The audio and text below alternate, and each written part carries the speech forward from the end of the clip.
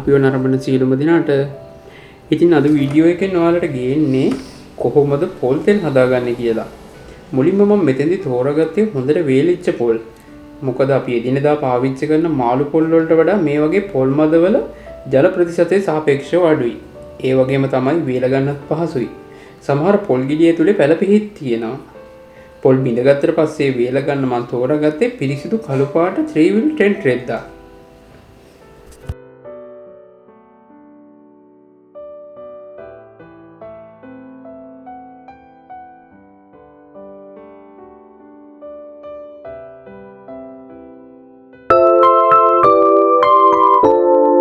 දවස්වල අවුවෙන්නම් අඩුවක් නැති හින්දා අදත් උදෙන්ම පොල් වේලන්න දාගත්තා.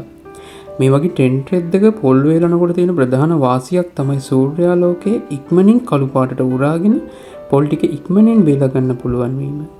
සෞඛ්‍ය ආරක්ෂාව ගැන හිතන ඔයාට මේ විදිහට පොල් වේල ගන්න වෙලාව හදා ගන්න පුළුවන් නම් කලවම් නැති පිරිසිදු පොල් තෙල් බය නැතුව පාවිච්චි කරන්න පුළුවන්.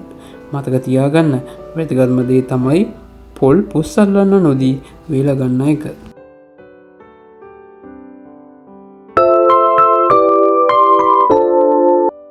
බලන්න මේ වෙනකොට පොල් බෑ ටික හොඳට වේලිලා පොල් මදය පොල් කට්ටෙන් ලේසියෙන් ගැලවෙන හැටි. ඉතින් මේ ගලවගත්ත පොල් මද වලට තමයි අපි කොප්පරා කියලා කියන්නේ. දැන් අපිට වේලාගත් කොප්පරා කැබලි වලට කපන්න තමයි තියෙන්නේ. කොප්පරා අතින් කපනකොට බොහෝ දෙනා හතරැස් සහ තීරු වශයෙන් දෙආකාරයකට කපා ගන්නවා. මම නම් මෙතෙන්දි තීරු වශයෙන් තමයි කපා ගත්තේ. මෙහෙම කපා ගත්තාම වේල ගන්න පහසුයි. ඔයාලට පේන මේ පිහිය නම් අපි කොප්පරා කපන්න හදාගත්ත එකක්. එහෙම නැත්නම් සාමාන්‍ය පිහියකින් වුණත් කොප්පරා කපා ගන්න පුළුවන්.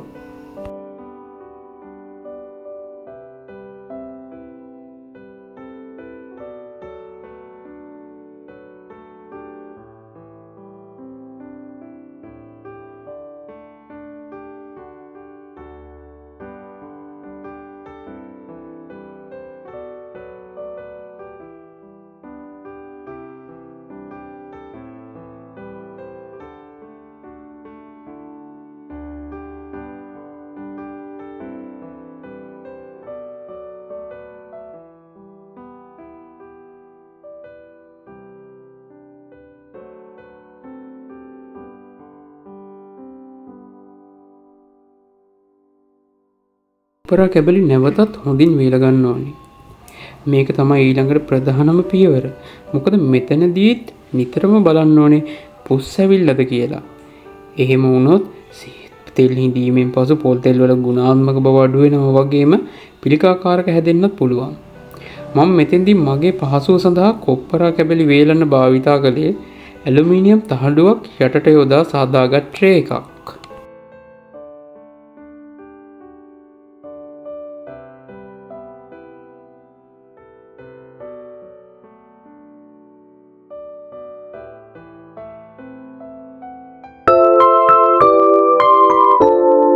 අපි අදත් කපපු කොප්පරා කැබලි වේලා ගන්නවා. මොකද මේක තාම හිඳින මට්ටමට වේලිලා මදි.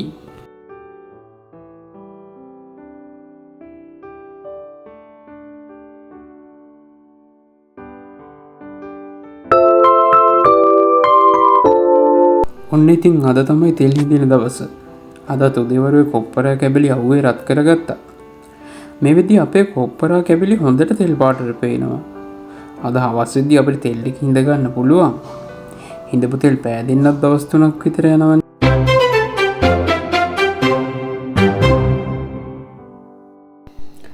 මේ තියෙන්නේ හවස් වෙද්දී කොප්පරා ටිකේ පෙනුම. උදේ තිබ්බට වැඩිය තෙල් පාටයි.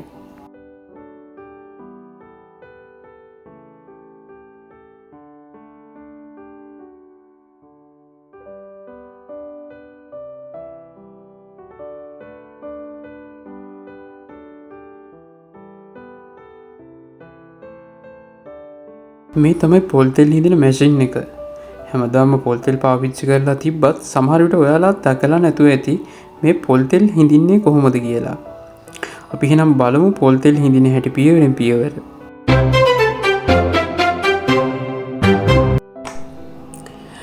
මුලින්ම අපි කොප්පර ටික මැෂින් එකට දාගන්නවා.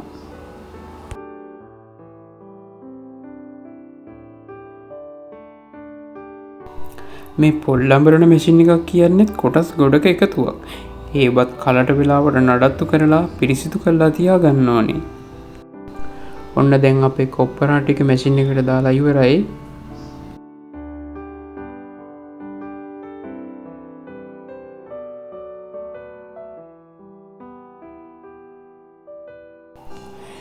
ඊළඟට ස්විච් ඔන් කරලා මැෂින් එක ස්ටාර්ට් කරනවා.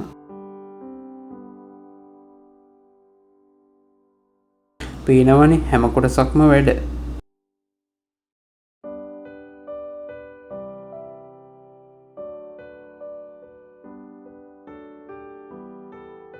ඔන්න පළවෙනි පොල් තෙල් ටික මේ විදිහට පොඩ එනවා අපිට පේනවා. පොල් ඇඹරෙද්දී එන සුවඳ වෙනමම එකක්. නැවුම් පොල් තෙල් බෝතලයකින් එන්නෙත් ඒ සුවඳමයි.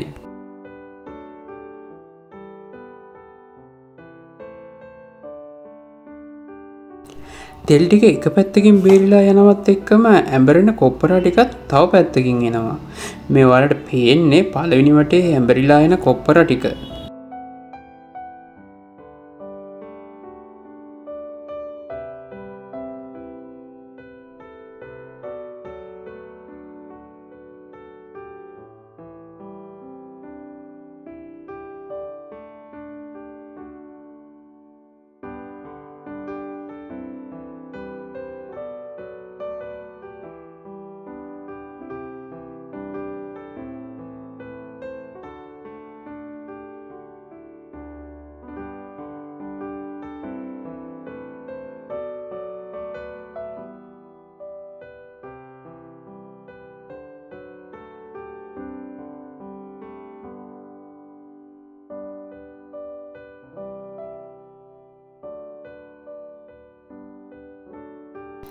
මේ පේන්නේ පළවෙනි වටේ අන්තිම කොටස. හොඳට බැලුවහම පෙනෙයි දඟරකින් කොප්පරා ඇඹරිලා යන විදිය.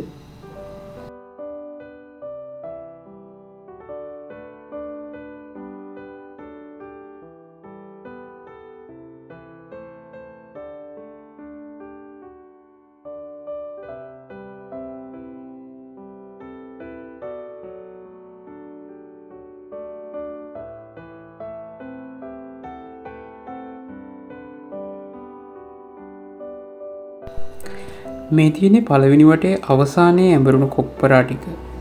දැන් අපි මේ ටික දෙවෙනි වතාවට අඹරා ගමු.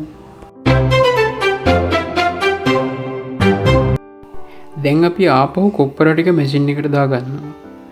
මේ ක්‍රියාවලිය ඔහොම වෙන අතරේ පොල් තෙල් වගේම තවත් දෙයක් නිපද වෙනවා දකින්න පුළුවන්. අනුමාන කරන්න පුළුවන් ද මේ මොකක්ද කියලා?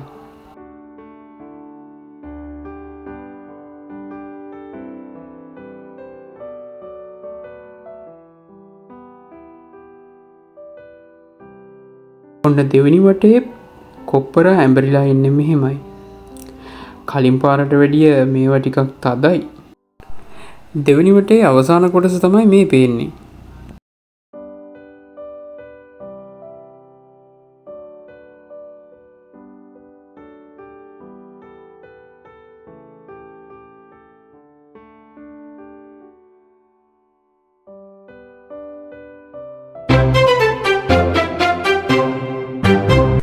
මෙතනදී කලින් වගේම ඇඹරුණු කොප්පරා නැවත මැෂින් එකට දානවා.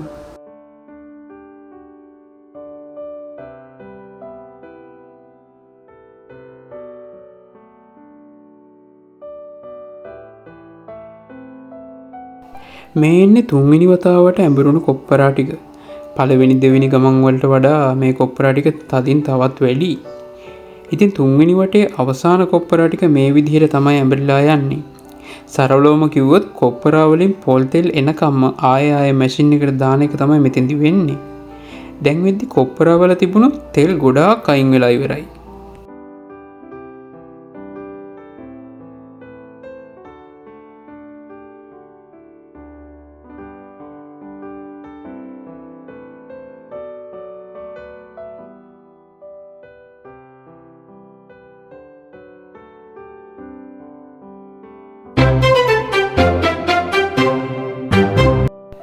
මේ වටේ දින කොප්පරා ටික මැෂින් එකට දැම්මේ ටික ටික. මොකද කොප්පරා වල දැන් තියෙන තත්ත්වයේ විදිහට හිර වෙන්න පුළුවන් නිසා.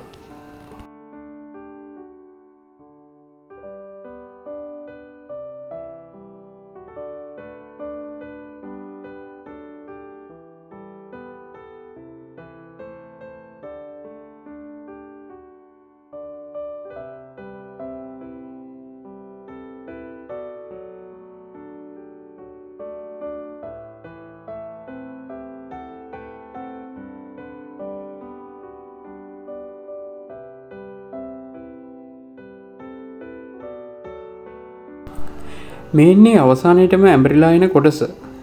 කලින් මම මතක් කළානේ පොල් තෙල් වලට අමතරව මේකේ තවත් නිෂ්පාදනයක් වෙනවා කියලා. හිතා ගන්න පුළුවන්ද මොනවද කියලා? ඒ තමයි පුන්නක්කු. පොල් කෑලි වේලලා ඇඹරෙන්න දැම්මම තෙල් වලට අමතරව මේ විදිහට පුන්නක්කු ලබා ගන්නත් පුළුවන්. මේ පුන්නක්කු සත්ව ගොවිපළවල් කරන අයට ගොඩාක් ප්‍රයෝජනවත්. හොඳට ඇඹරුණු කොප්පරා වලින් හැදුණු උණු උණු පුන්නක්කු කෑල්ලක් හරිම කිරි රසයි.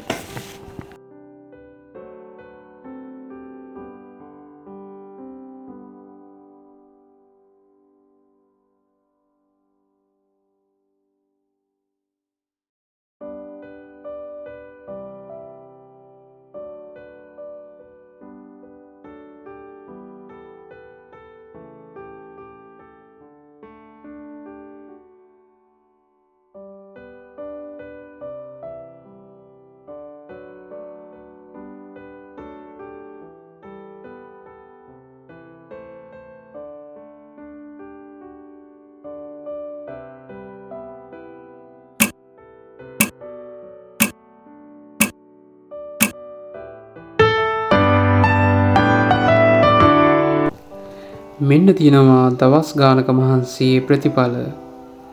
පිරිසිදු කොප්පරා අඹරා ලබාගත් පිරිසිදු මෙන්ම වසවිස නැති පොල් තෙල්. මේ තෙල් වල නියම සුවඳයි, නියම පාටයි වගේම ගුණයනුත් ඉහළයි. අපිට හරියටම දවස් 3ක් බලන් ඉන්න උනා නියම පැහැදිලිව පොල් තෙල් ටික පෑදෙන්න. මේ වීඩියෝ එකෙන් ඔයාලට අලුත් දෙයක් ලැබුණා කියලා හිතනවා.